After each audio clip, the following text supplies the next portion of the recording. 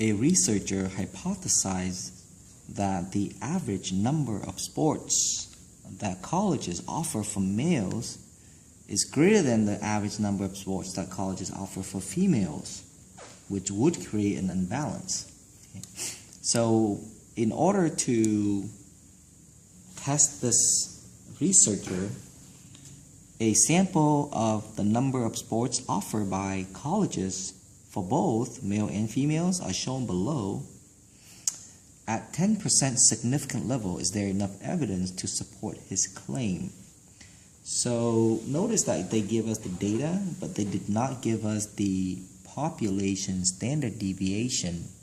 In other words, we don't know sigma 1 and sigma 2. So let's go ahead and state the claim, and then we're going to use this data to eventually finish our problem. The claim is that the sports offer, the average number of sports that a college offer for males is greater than the average number of sports that colleges offer for females. So the claim is that the average for male is greater than the average for female, and then the opposite of the claim would be the fact that they're less than or equal to. Okay, so let's summarize our two data over here. So the population of male, okay, let's see, we know that, and then let me go ahead and list the population of females here as well. Now, you don't really need to summarize the data because you have raw data, and if you enter these into the calculator, it will store everything in the calculator, and it will calculate the average and the sample size for you. So the calculator will find these for you.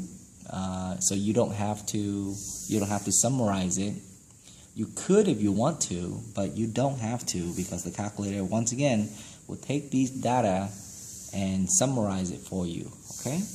Just know that we're going to be using a t-test because we don't have population standard deviation. So let's go ahead and set up our null and our alternative hypothesis. The average for male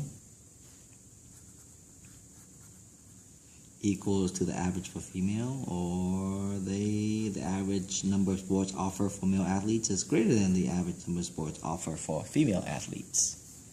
So now we will be using a t-test. Use t-test because these are unknown. Alright, so let's go ahead and punch these in. So we go stat, test, slide down to sample t-test.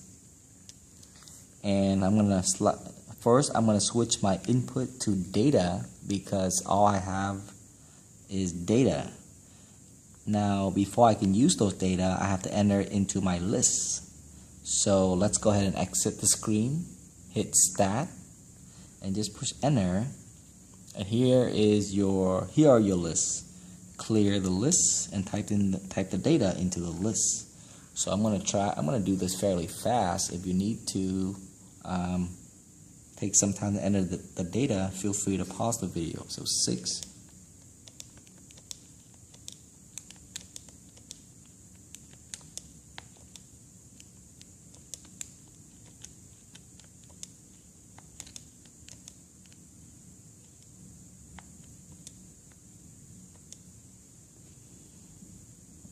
5.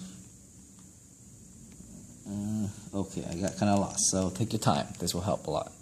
6, 11, 11, 8, 15, 6, 14, 8, 12, 18, 6, 9, 5, 6, 9, 6, 9, 18,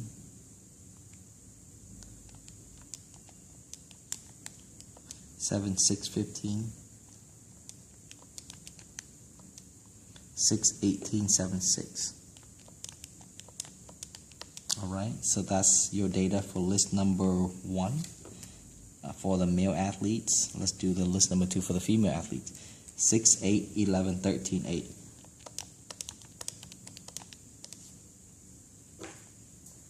7, 5, 13, 14, 6, 6.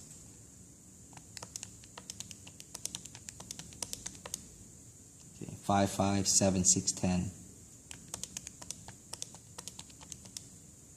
7, 6, 5, 5, 16. 8, 6, 4, 6, 5.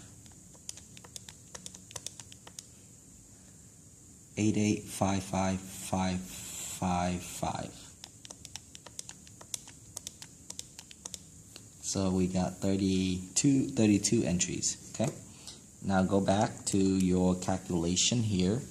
Slide down to 2 sample t-tests.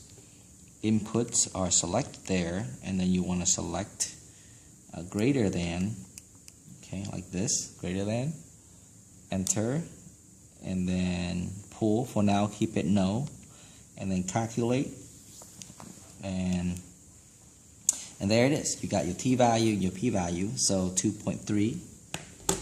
So we got t equals to 2.3. We can round that to 2.34, and our p-value is equal to 0.012. Okay, so now we kind of make a little sketch so we know what's going on here. Here is 0, 2.3 is over here. We're looking for that area, which is, we call that p-value. So p is less than alpha. Okay, we reject the null. Okay, evidence show that the average number of sports offered for males is greater than the average number of sports offered for females. Okay. Awesome. And then the last part of today is to talk about the confidence interval of the difference between the two averages, which I will show you in the next video.